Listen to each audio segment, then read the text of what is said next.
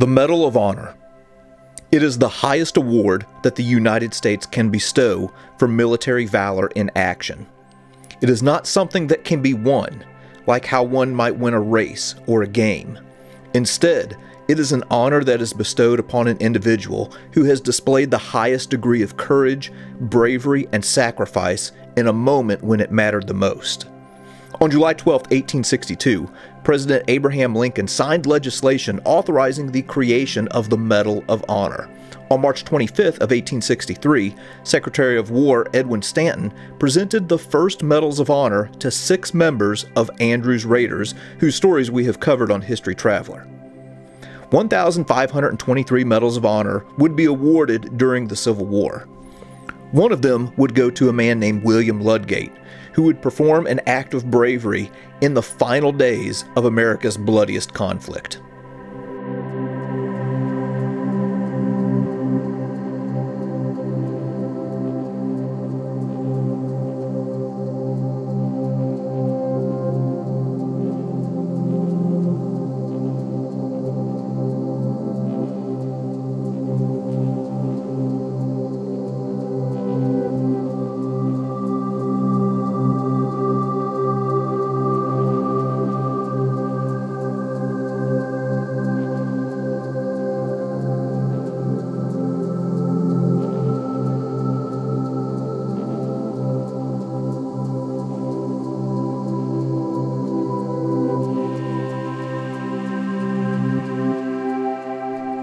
This is the Medal of Honor of William Ludgate, who was in the 59th New York, and this is a really unique Medal of Honor for one reason, and that is that it's one of the very last Medals of Honor that was issued in the Civil War.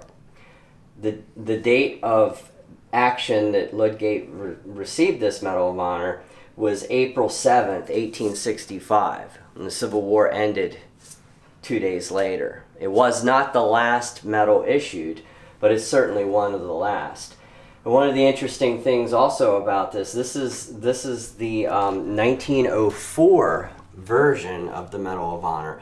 The original Civil War version looked different, and they changed it in 1904, and anyone who had the Medal of Honor from the Civil War or the Spanish-American War could change it in for the new style. And I noticed a lot of people who were living that long from the Civil War tended to do that. Now, the original Medals of Honor were a pin-on version like this. Now this has a neck order as well, and you can pin it to the back of the medal here, or you could wear it as a regular medal. Now I have to be careful with this because the ribbon on this is very, very loose. And I wanted to turn it around so you could see the engraving there, and it has the date and his name and all the information there. Now I also want to talk a little bit about some misinformation about the Medal of Honor. You know, I'm on a lot of the collectors forums and things like that, and whenever a Medal of Honor comes up for discussion, it seems like there's a lot of misinformation. What is true is that you cannot buy a Medal of Honor in the United States. There's a federal law prohibiting barter, trade, sale, or buying or selling of Medals of Honor. So, how did the Gettyburg Museum of History get this medal, you may ask? Well, the answer is it's on loan from his family.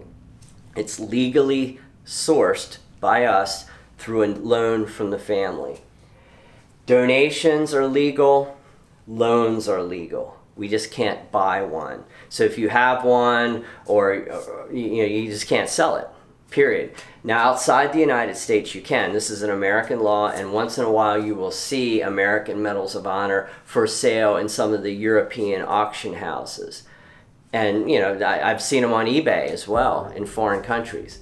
But you cannot buy that medal in the United States and import it in either. That's illegal.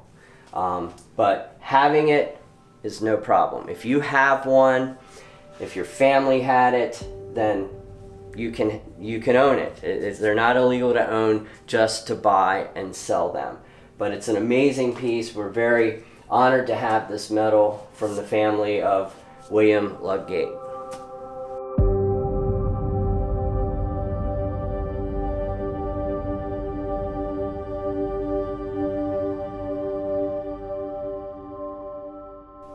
We have returned this Medal of Honor back into the protective case, but there were a few things that I wanted to add. Now, in the Civil War, the Medal of Honor was really the only award that was given out for different acts of bravery and heroism during the Civil War. So really the standard by which it was given out or awarded during the Civil War is way different than what you might think of today.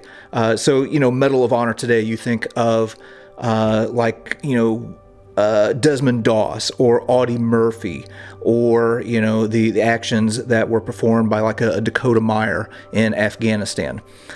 In the Civil War, a Medal of Honor could be awarded for capturing a flag. Now, in the case of Captain Ludgate, it probably matches up more with the current standard. So down here you have the Medal of Honor citation for Captain Ludgate for his actions on April 7th. And I'm not going to read the whole thing because it's rather lengthy. In short, Ludgate and a group of men were tasked with protecting a railroad bridge from being burned by the Confederates. And whenever they were approaching it, they came under fire from a group of Confederates. They ended up holding them off, but eventually were taken prisoner, and then were released 2 days later whenever the surrender at Appomattox Courthouse took place. So yeah, very interesting to see one of these medals here on display at the Gettyburg Museum of History.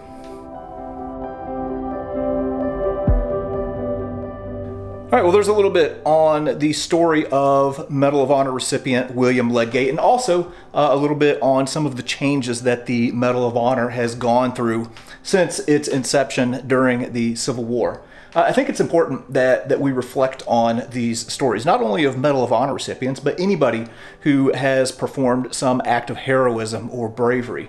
It's something that inspires us and gives us hope, and also gives us an example of people who have gone through difficult circumstances and have not only survived, but have thrived and have done great things in the face of adversity. And it's places like the Gettyburg Museum of History where you can come and you can learn about these stories, be inspired, and reflect on some of these amazing people from the past.